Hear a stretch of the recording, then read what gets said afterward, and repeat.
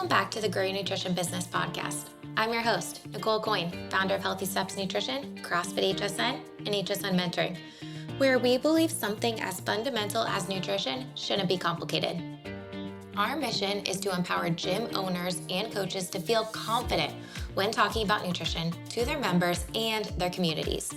Today, we are talking about something that is not talked about enough and is costing gym owners money and clients. Take a minute to think about your gym. If you are not there and someone walks in who is interested and a coach is running a class, what happens? How quickly does someone follow up with them? What happens if someone emails or calls who is interested? What if that person cannot get a hold of anyone in your business? We can all agree the fitness and gym space is saturated. If you are not following up with leads in a timely fashion or have the systems to follow up with leads, it is costing you money and clients. Today, I have one of the founders of Gym Lead Machine on the podcast, Mateo Lopez. We are discussing what gym owners need to be thinking about so that clients stop falling through the cracks and you really create a clear client journey from interest to an actual paying client. Enjoy. Welcome back to the Growing Nutrition Business Podcast. Today, we are so excited to have Mateo Lopez, the co-founder of Gym Lead Machine, on the podcast. Mateo, welcome.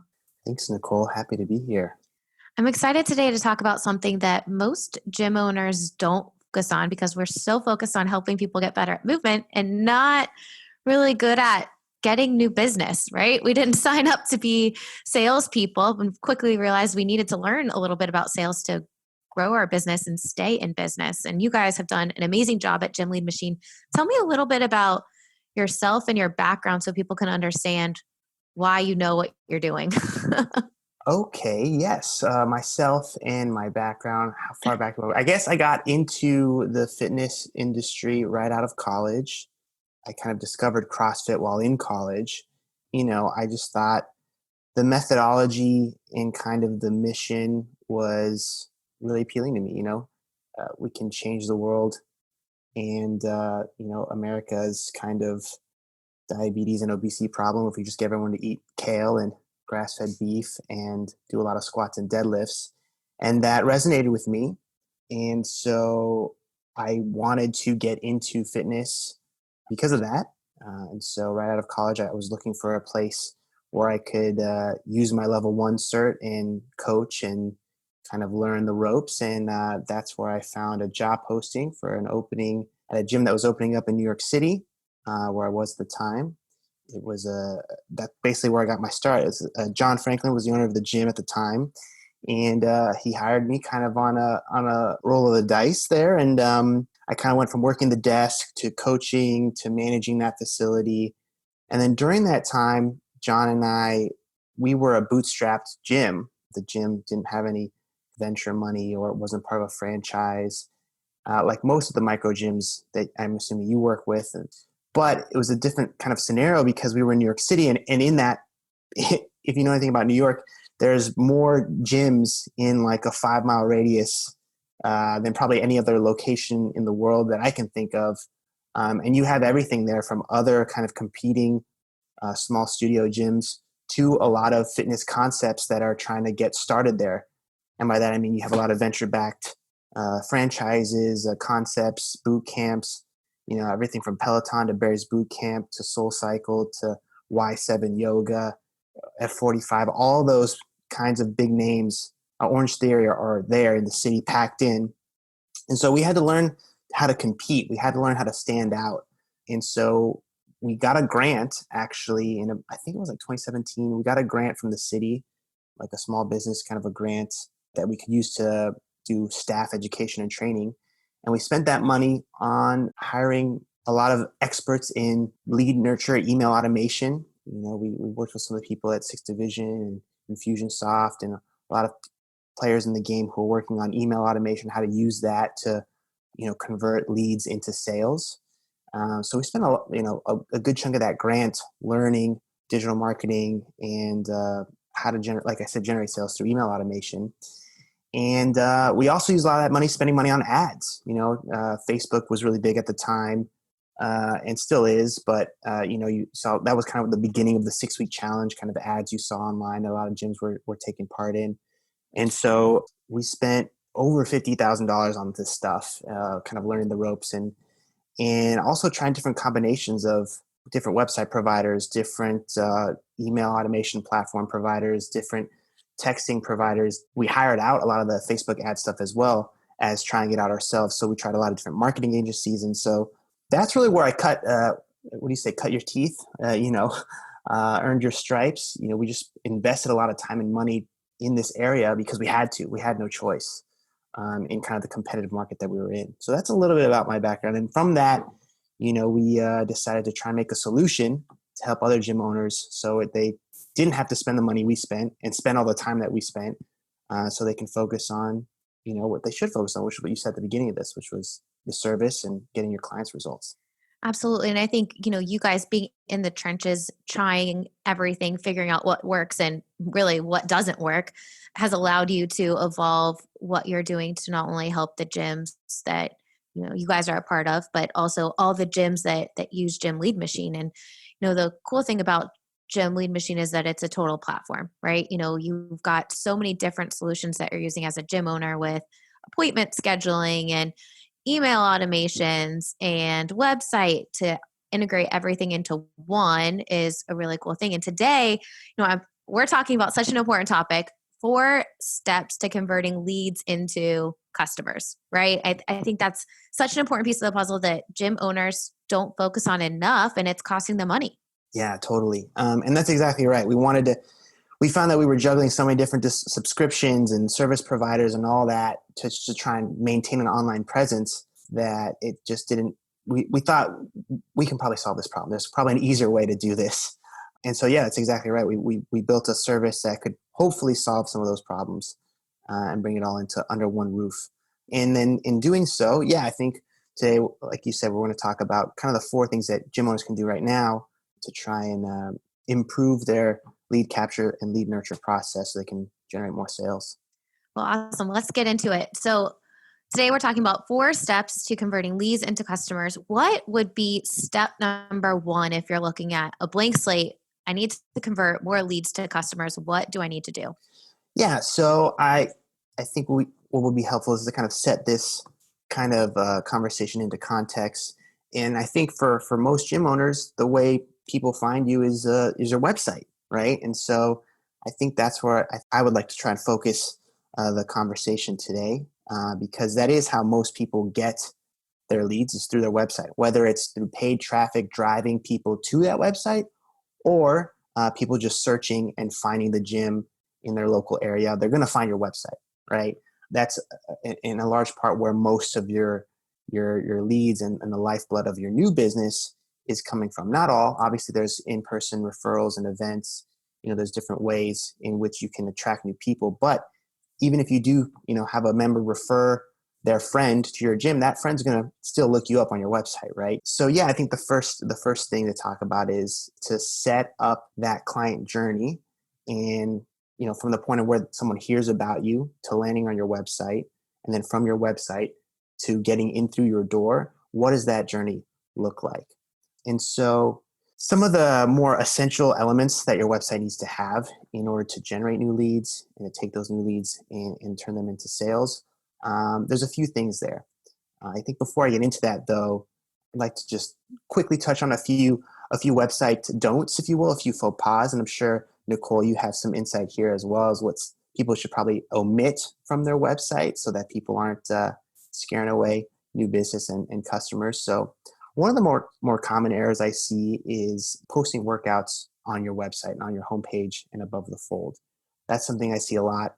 And I think it comes from, this may resonate with some of you who are CrossFit affiliate owners. But back in the day, CrossFit.com used to, and even still today, they used to post the daily workout on their webpage, on the homepage. And that's what took up the majority of the website real estate, was the workout of the day.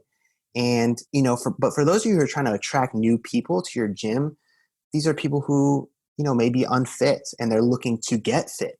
Maybe they're people who are, looking to lose a little bit of weight. And if the first thing that they see is like, a hero workout, for example, or something that's really, looks has a lot of deadlifts and muscle ups and things like that. That's at best going to confuse that visitor on your website, and at worst, it'll intimidate them. It'll scare them from wanting to click and learn more. So I know the temptation there is to create maybe a separate page or a blog or something for your current clients to see, the workout of the day or whatever that is, or maybe a pop up that links out. But even that, I think, is going to be distracting from, the main call to action, the main thing that you want your website visitors to do, which I know we'll probably talk about that a little more in just a second here. So, and of course, this puts all the attention on a workout, right? When they land on your website, which, I think is detracting from the message you want to put out there, which is you offer a more holistic solution. I mean, your fitness includes more than your workouts. I mean, I think, Nicole, you can probably speak to this more than I can, but if you're trying to offer a solution to someone's health and fitness and weight loss kind of goals, focusing on the website or focusing on the workouts, I think is a bit misguided. You're right, 100% there. If you're talking about muscle ups and deadlifts, that's really intimidating for a lot of people and probably will scare people away. And I think at the same token, Mateo, looking at the pictures of people on your website, if you have someone that is like super jacked, it's probably going to be intimidating for the person that hasn't done anything. Like, have smiley, happy people, not someone that's suffering in the middle of Murph, right? That was exactly my next point I was going to bring up is the second kind of most common faux pas I see on websites are these intimidating, scary images. It's not as prevalent as I kind of used to see it, but it's definitely something that I think, and I think this is why it's happening, or at least it used to happen. This is at least from my experience. When I was running the gym in New York, and then I have one in Philadelphia still, your focus when you're in the gym and in the box day in and day out is not necessarily creating high quality content or organizing photo shoots every other day. Your focus is on delivering good service. It's on your members. It's on making sure they're happy. It's on, trying to make a new sale that day. And so, like I said, you're not focused on creating the most elegant looking content online. So the one time you would probably hire a photographer was if you're having an event, and it's usually like a competition or an open workout. And so this happened with me. If I look back at the gym, all of the best pictures I had at the time were of the Open, the CrossFit Open, or of I remember there was a in-house powerlifting competition we did. And I brought in a photographer and I had these awesome photos of these people maxing out their lifts. And I was like, well, this is the best stuff I've got. This is the most high quality images I got. So I'm going to put that on my website. But I think those probably hurt me more than they helped, because now people, when they land, they're looking at a beautiful image of a jacked person doing, maxing out their squat or their deadlift. But again, that's probably going to deter more people than it's going to attract. So yeah, those are those are kind of the website don'ts. And I think now we can kind of move into the website do's, so to speak. The elements on that your website needs to have in order to attract people and convert them. So, I mean, I think the first thing, and this is going to be kind of hard to describe because there's no visuals if you're just listening, but the first thing is that above the fold, this is a bit of marketing lingo that comes from, I think, newspapers. When you have a newspaper, it folds, right? I don't know if people remember. I don't know if people have those anymore these days, but a newspaper, the paper things that tell the news, you can learn things about the world. They were folded over and stacked. And so what you wanted to do is have your headline and the most attention-grabbing news story of the day situated above the folded section of the paper. So the same thing happens with your website on your desktop, on your mobile app.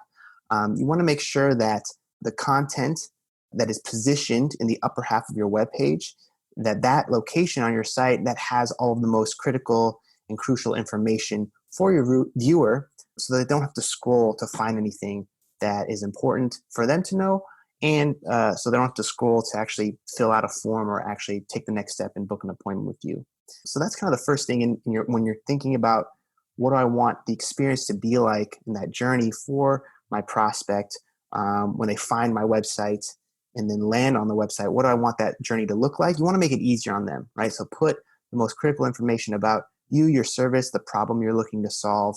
Put that information above the fold right when they land on your site, so that it's easy for them to find what they need to know to take the next step with you. when you're talking about nutrition, you should or gym that offers nutrition, it needs to have something about nutrition. We offer fitness and nutrition coaching. And, you don't want insider language. You want it to be super clear that your 5-year-old, 8-year-old could read this and understand exactly the services that you offer. And the other thing, what we're talking about with step one, creating a clear journey, is really the call to action, right? Like it shouldn't be learn more, find out our schedule. Like what do you want people to do when they jump to your website and they're looking for more information? You essentially want them to book a free intro, Well, right? you can probably speak to this more, because this is one of the principles of story brand, right? It's state what you Yep. do clearly, and that's the problem that I see with a lot of micro gym and functional fitness website or gyms and websites. It's join our community, learn more, get savage and, reach superhuman, strength or whatever. Like I'm seeing a lot of strange, like what you mentioned just now, call to actions or buttons that you want people to click, and they're confusing. They either say something that doesn't make sense or it's not prescriptive enough. And that's really what you want. You want to make sure that not only does your headline speak to what your business is and what your service is, but what problem are you solving for the people in your audience. And I think that's what you just spoke to just now, is that, if you're offering solutions to people's problems when it comes to health and fitness, well, say that. Say, well, we offer nutrition, we offer fitness, we offer these programs and services that are going to help you accomplish those goals. Absolutely. And then the clear call to action. And for us, what we recommend is book a free intro. Like come in for a free intro and get started. But it's the same call to action down the entire page, book a free intro. So yeah, we understand, okay, we've got this client journey, the clear call to action. What happens next? Yeah. So, as you were just saying, you want to make sure that call to action is specific, that it's simple for people to understand, and you want to limit, you highlighted this before too, is you want to repeat it and make sure it's consistent throughout the page. Studies have shown that we as humans, we like to choose between one or two things. But if you give us 5, 6, 7 options, there's this paradox of choice that sets in, and we start to freeze and we won't do anything, right? So if you say, hey, click here for the blog, hey, click here for this lead magnet, hey, click here for a book and intro, click here to learn more about this other thing. Oh, we've also got yoga on Saturdays, click here to learn more about that. It's too much, right? It becomes too much. And so limit those options, stay consistent with your call to action, be specific, keep it simple, and offer some value. You said book a free intro. That word free is magical for a lot of reasons. And if you can fit in what you're offering in terms of the value you're offering to your client within that CTA, you're going to see your conversions increase dramatically. And so after that, the viewer lands on your site and they see kind of what you're offering and they're interested and they click that call to action. You want them to fill out some kind of a form, right? You want to collect that contact information so that you now own that traffic. You now can choose to follow up with them in person, put them into an automated sequence, whatever you want, but you now own that traffic and you can now control, what happens next, right? And so what happens next is you want to create some kind of nurture email sequence, and this is where, you're capturing that info and you want to push that contact information into some kind of automated follow-up. We'll talk about the in-person follow-up in a second here, but this is for people who, this is part of where you can kind of automate this process. You can take that contact information, put into some kind of automated sequence. And the reason for this is, not everyone who goes on your website is going to actually take that next step and book an appointment straight away. Booking an appointment is a bit scary. And think about the person who's coming onto your site, right? Maybe they don't feel lean enough. Maybe they don't feel strong enough or fit enough. Maybe they're just not feeling very confident about themselves in that moment. That's the reason why they're seeking out someone to help them. And so joining a gym, it can be scary and intimidating no matter how welcoming your brand is. So like I said, you're not going to get everyone who lands on your website to book that appointment right away. And so if you try to acquire new leads and contact information solely through booked appointments, then you're missing out on people who aren't quite ready to take that next step. And so you can still grab their contact info. And once you do, there's 2 things that need to happen. You want to notify your staff that you have a new lead, a new inquiry. so that they can follow up, give them a call, and we'll talk about that a little more in just a second here. And that form needs to feed that prospect into a lead nurture sequence. And that needs to also push them to book an appointment if they haven't done so already and take that next step. These automated campaigns or the messaging should be front loaded and a bit intense in the beginning, right? They've just opted in. So you want to stay front of mind for them, right? So that's why these first few messages should come right after the other, a bit more aggressive in nature. And this person almost booked an appointment with you, right? They were really close. So you just need that extra push to get them over the edge to pull that trigger with you. And there are some questions you can add in this messaging. What are your fitness goals? What has you interested in your program? What's the number one thing stopping you from reaching your goals? Ways in which you can engage the customer for them to respond and say, well, actually, I was interested because of X, Y, and Z. Now you can start the conversation, build that rapport, get them closer to taking that next step with you. SMS and texting is also now quickly becoming the new standard and the new way in which people communicate, even with businesses.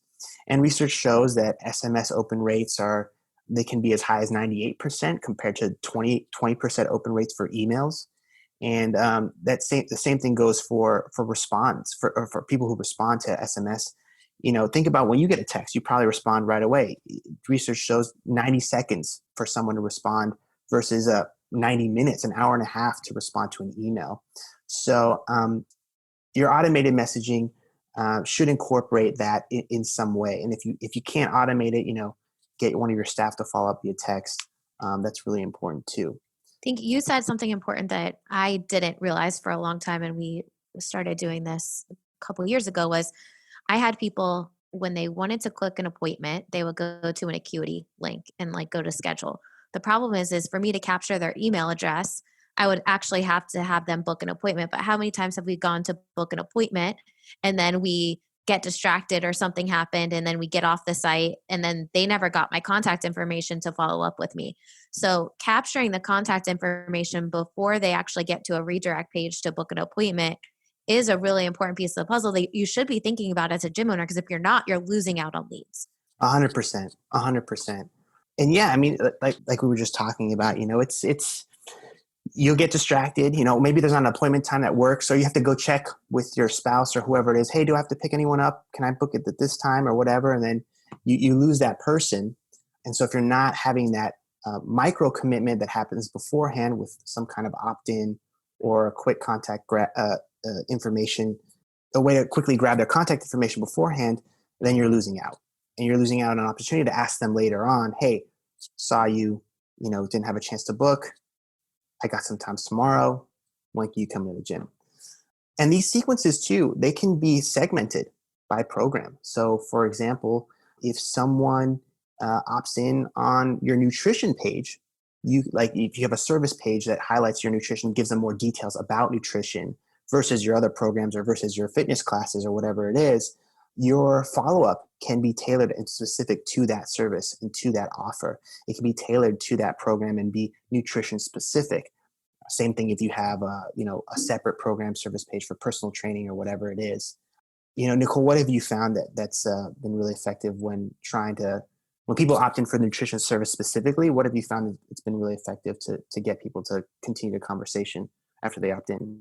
I think an important piece of the puzzle is looking at, what you're kind of mentioning with text and email, like going back and forth with different forms of communication. We always ask, rate your nutrition A to F, which is a really great conversation initiator through a text message.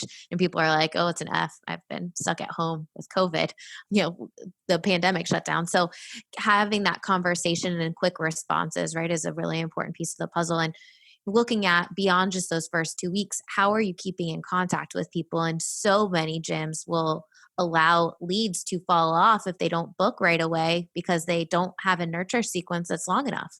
Yeah, totally. So I guess we can kind of move on to thing number 3. Is you mentioned the follow-up, and I think persistence is a big part of that. I think that's what you just kind of highlighted. When people inquire, automation is really cool, but when it comes to lead nurture, I'm still a big proponent of following up with people manually in person over the phone. I think it's still the best way to make a connection with that person, start building that rapport, getting them to know, like, and trust you, and then get them in through the door. So pick up the phone and use it. And when it comes to calling your leads, two things are really, really important that you need to master. The first one is speed to response. So Nicole's already mentioned that quick follow-up, right? So after someone opts in, we mentioned you have to make sure that someone on your staff is notified right away so that you can follow up with them right away. So you can call them right away. There's been lots of studies done on this about how speed to response is critical for increasing sales. There's a Harvard Business Review study that found that after surveying over 2,000 companies, the majority of those companies surveyed, they take 64% of them, so well more than half of them, they took more than an hour to respond to a new lead, which is a big deal. If you look at a separate study, this is a Professor James Oroyd out of BYU, he found that businesses are 21 times more likely to qualify a lead when the contact attempt occurs within the first 5 minutes versus 30 minutes after the lead comes in. So if you think about that, the difference there, well, I guess if you're slow to respond currently, I guess the silver lining is you're not alone. Most companies are also slow to respond to new leads, but it's really hurting you, and you're losing out on closed sales because of that. So speed to response is critical, and persistence is the other thing that's super important when it comes to lead nurture and follow up. You can't give up too soon. We can look at there's one more study done by Inside Sales, and they found that most sales reps they only call their lead once, and operating with a one-call system, a one-time follow-up via phone, is detrimental to your business because less than 40% of leads pick up the phone on the first outreach attempt. But your chances of connecting with that lead, they jump up to 90% on the 6th call attempt. So if you only make one call to your new leads who opt in, you can basically double your chances of making contact if you just call them 3 more times, throughout the first few days of them opting in. So in terms of post opt-in, what needs to happen? Automated messaging is important. If you can automate some of the texting, that's important too. But following up over the phone right away and keeping up with that follow-up consistently is really important to converting more sales from your website. It is so easy to have people fall through the cracks if you don't have a system to do this. I mean, just the nature of the game, there's so much going on in a gym. This is not something that most gyms have someone that's solely focused on nurturing leads. But if you don't have a system, again, it is so easy to have people fall off. And I'm talking about a post-it note, right? Like this happens all the time. If you have maybe a member who's interested in nutrition and you make a post-it note for the nutrition coach to call, that person is not going to get followed up with soon enough, and they're probably not going to sign up. When they actually ask you about a service, you need to get them to take the next step right away, action, right? Yeah, totally. And so an action step for you listening at home is something you can do, or in the gym, something that you can do to just kind of see and audit your process. Your process is opt into your website. Opt in and see how long it takes for your staff to respond to your inquiry. Use a pseudonym or an alias if you need to, but see how long it takes for someone from your staff to follow up with you and call you back. And then from there, you can see where you need to make adjustments to your process to either increase the speed of response, increase the number of outreach attempts, or both, right? And where you can kind of create this system like Nicole was talking about, where these leads and new client inquiries are being collected in one kind of centralized place so that you and your staff can follow up with all of them in an orderly and systematic way, and so that no one falls through the cracks on the post-it note method. Post-it note method is more common than we think. All right. So we need to follow up with people, right? We got to, I think you nailed it down. We got to do some fast follow up, but I think putting them into a nurture sequence beyond just 2 weeks so that you have an opportunity to re-engage cold leads is an important piece of the puzzle that a lot of people don't do. I mean, we give gyms emails to send out every single month to their entire list for nutrition emails. So you don't have to recreate it all from scratch, but you need to be sending out emails to your entire list to re-engage because you don't know what's going to hit home with someone at that moment and they're going to take action 2 years, 3 years later. Yeah, I mean, with our service at Gym Lead Machine, we have a long-term lead nurture sequence that we give all of our clients and install into their lead nurture platform that's 2 years long for exactly the reason that you're saying. You don't know when kind of inspiration for them is going to strike them next, and you want to make sure you're still engaging with them in some capacity, have a few touch points throughout, the month or every other month so that you're staying engaged with them. You're letting them know, hey, we didn't forget about you. Hope you don't forget about us. Those types of things. And then you continue to offer value so that when they are ready, they can find you right away and get back in touch. Research shows that people are more likely to take action on a Monday on the first of the month when they're hitting a milestone birthday, like a 40th or 50th birthday or the new year. So thinking about that for your leads is also important too. If you're wanting to call someone to action to sign up for a nutrition challenge, launching it around the first of the month would be a good idea so that more people opt in that are colder leads, right? Yeah, that's a nice little nugget there, Nicole. I hadn't even thought of that one. But the Mondays, that's an awesome little tidbit there. And I think that's why we make sure we give our clients enough content so that they can space it out and inject it where it's going to make the most sense for Absolutely. them. So we're kind of nearing the end of the process here. As someone lands on your website, the flow should be, they see this website is designed to get people to answer your call to action, right? To click the button, fill out a form, and from there your prospects should go into some kind of lead nurture automated messaging system. Hopefully it includes some text messages and emails. Your staff's also notified, so they're following up.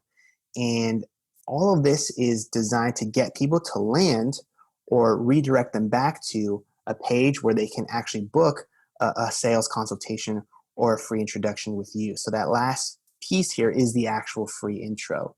So, no matter what happens, we want to set it up so that your prospect ends up back on that book an intro calendar page, basically. All of these emails that we've been talking about, the lead nurture, the sequences, the email, the tagline at the end should be, hey, happy new year. If you're thinking about getting started, we've got this nutrition program. Click here to book your intro below to sign up or learn more, right? At the end of all these emails, you should push that person back to your scheduling page. So your website needs to have an integrated booking system, and that appointment system should be capable of supplying instant confirmations and repeated reminders, and it should obviously alert your staff. And so all these things should trigger the associated text messages and email campaigns that should nurture them to make sure they show up to that appointment and engage your visitor until they actually arrive at the gym. So the next piece there is making sure you have all of your online assets pointing back to that one thing, because that's what you want people to do. You want them to book that intro so you have an opportunity to get them to sit down with you and sell them. The point of a free intro is really to help people understand what their problem is, why they want to solve this problem, and then guide them to the best option to help them achieve their goals. And if you don't have a free intro in your process and you're just getting someone to sign up online for a membership, it is very, very tough to build a nutrition program. Like, we have the research data backing it up. If you want to build a nutrition program, you need to have a free intro process to talk to new clients about their goals, why they want to achieve those goals, and then guide them to an option that includes nutrition and fitness. Yeah, 100%. If you're not currently doing any kind of consultative selling in your business, that's something I would definitely work on adding to your standard operating procedures. Like Nicole just said, getting someone to sit down in front of you allows you to not only increase sales because you can handle sales objections that come up in person, but you're also going to be able to increase your front end revenue because you can more effectively prescribe the right program that fits the needs and the goals of your prospect. And like Nicole just said, a lot of times it's going to probably include some alterations to what they're eating and their nutrition habits. So it's going to allow you an opportunity to be able to sell them that program. And if you can't do it in person, COVID shutdowns, then do it through a Zoom call so people can see you through a video call and have them book a video call. So there is ways to do this virtually as well. But the point of having it be a two-way conversation so that you can ask them open-ended questions, get some answers, and then really just guide them to the option that's going to best help them achieve their goals is going to be how you build whatever program you're trying to build. Yes, 100%. Totally. So we understand, all right, we've got a call to action. We have a clear client journey. We have a call to action, book a free intro. We're having people go through a lead nurture sequence that's not just you're capturing their information first and then sending them to that lead nurture sequence. We have some quick follow-up. We need to follow up with people as fast as possible. What was that stat you said you're 21 times more likely to make a sale if you follow up within 5 minutes? You're 21% more likely to qualify a lead if you follow up within the first 5 minutes versus 30 minutes after they opt in. That's a pretty good amount, right? So following up fast is really important, and making sure everyone on your staff is on the same page. So ideally the gym owner's not wearing all the hats. You have someone to help support this role. And then you've got a follow-up sequence. And if you're really looking to re-engage past clients, you need them on some type of nurture sequence that's, for post clients too. We had, during the COVID shutdowns, we launched a nutrition challenge, and I had 2 people who were challenge participants of a challenge that I did 8 years ago sign up for the challenge. Wow. Like, this is awesome. And it's because we still had their email. They were still getting information from us. They were still following up with us. And they knew when we launched this challenge, it was that time they were ready to make a change. And now they're on ongoing nutrition coaching. But a mistake I've made in the past is just letting past clients' emails get dusty in a filing cabinet, and then you never follow up with them. And it's really impossible at that point to re-engage them. Yeah, that's an amazing little story there. But yeah, I mean, it speaks to what we've been talking about. You're never going to know exactly when it's going to be the right time for them. So you have to stay consistent and persistent with your outreach, and you'll be surprised. You'll be able to get people you hadn't heard of in 8 years to come back and sign up with you again. And then the last piece of the puzzle is this consultative selling, right? So having that free intro where you're talking to someone about why they were interested, what they want to accomplish, short and long-term goals, really getting to the why and guiding them to the option that's going to best help them achieve their goals. For using Gym Lead Machine, you really need to have a free intro process or a consultative selling process, right? I mean, like, to take advantage of everything that you guys offer with that program, which is the most effective way to run a business. Yeah, no, 100%. Just after running and owning and operating gyms for many, many years, the first thing that we kind of changed, we used to do a group kind of a free trial. We also used to do free weeks. We used to do just dump people straight into class. We used to do all these kinds of things to get people to inquire. But it wasn't until we switched to kind of consultative selling that we were able to really not just increase our revenue, but it also helped increase retention, because now you're sitting down with someone and prescribing the right program that's going to be the right fit for them at the time, instead of just force fitting people into a group offering. For at least that's what we were doing, a group offering that maybe wasn't the right fit for them at that time. And so we designed our service around that. We wanted to make sure that, we started Gym Lead Machine because we saw that most website companies that were charging a premium for a site that looked good, but didn't actually do the job of capturing new leads and then converting them into new sales consultations for you. And so that's why we started the service, was to do just that. And everything we do, and the way we design the websites, and the way we take people post opt-in and funnel them into whatever kind of automated sequences they need to be put into, and staff notifications, all of that is designed around getting people to book a sales consultation, because we think that's the thing that's most valuable to the gym owner. Absolutely. And one of the things that we tell all of our clients that they need to have is a recipe page. And we just launched the recipe page that's a template and Gym Lead for all of HSN clients. And what we found at HSN, when we look at all of our analytics, the most traffic we get from our Instagram or Facebook to our website is from a recipe, guiding people to the recipe page. Then we have a pop-up that says book a free intro. So it's a really good way to guide people. So if you don't have a recipe page on your website and you're not using our program, start creating some recipes and put them on there. But if you are an HSN mentoring client, this is a really great option for you to have a recipe page on your website, and one of the many things that you guys do to take advantage of. Yeah, no, as Nicole said, we partner with HSN. So if you are a current Gym Lead Machine client, if you have a website with us, it's going to come now. You can send an email to us, and we can install everything you need to grow your nutrition service. And if not, these are kind of a few of the things that we have right now. And Nicole mentioned the recipe page. We also have a customized headline copy that highlights your nutrition program that we're able to install right in the above the fold section, the header section of your website. We have nutrition program pages that are not only optimized for conversion, but they'll also include custom HSN design blocks that can highlight your HSN app if you are using the HSN app for your nutrition clients. And like Nicole said, we have recipe pages that are ready to go, and they will be updated as soon as Nicole adds more recipes. We'll be able to add that to your pages so you can offer more value to your clients. I think you guys are doing amazing things. I know a lot of people that use Gym Lead Machine, and this is such a missing piece of the puzzle in so many gyms. If you don't have a way to follow up and nurture, I would recommend that you book a demo with them just to see what solutions that they have. And if you are a HSN mentoring client, then all of this stuff is preloaded in there. And this is just the start of the partnership that we have. We'll be getting some email templates and nurture sequences available for our mutual clients as well. Mateo, where can people find more information about you guys? Go to gymleadmachine.com. Click that demo button to see how it works. There's a little video there that can walk you through some of the things we've discussed today, and also just a little bit more detail about how the platform works and how everything works together. So yeah, gymleadmachine.com. Check it out.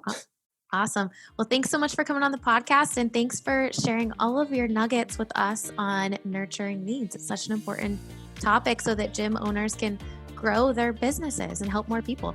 Thank you, Nicole. It was awesome. Thanks. Wow, so many little nuggets in that episode. Calling clients more than once is one of the biggest takeaways that I've gotten from Mateo over the years. I can tell you from experience, it works. We have a system that sends out automations, but picking up the phone and actually calling clients is so much more effective. Here's the deal. You need a place to keep track of when you're calling clients and what they actually say. If a client says they're going to start on the first of the month, which a lot of clients do start on milestones, the first of a month or the first of the year, you need to follow up and make sure that they actually get signed up. Hope you enjoyed this episode, and I hope you enjoy all of our podcast episodes. If you love this podcast, please don't forget to hit subscribe and leave us a little review. In the month of August, podcast listens were up by 40% because of all of you sharing the podcast with your friends and fellow gym owners. Thank you so much. Please continue to share this podcast with other gym owners and nutrition coaches who are looking for tips to better their businesses. Next week on the podcast, Ashley and I are talking about motivational interviewing and how to become a more effective nutrition coach. Can't wait.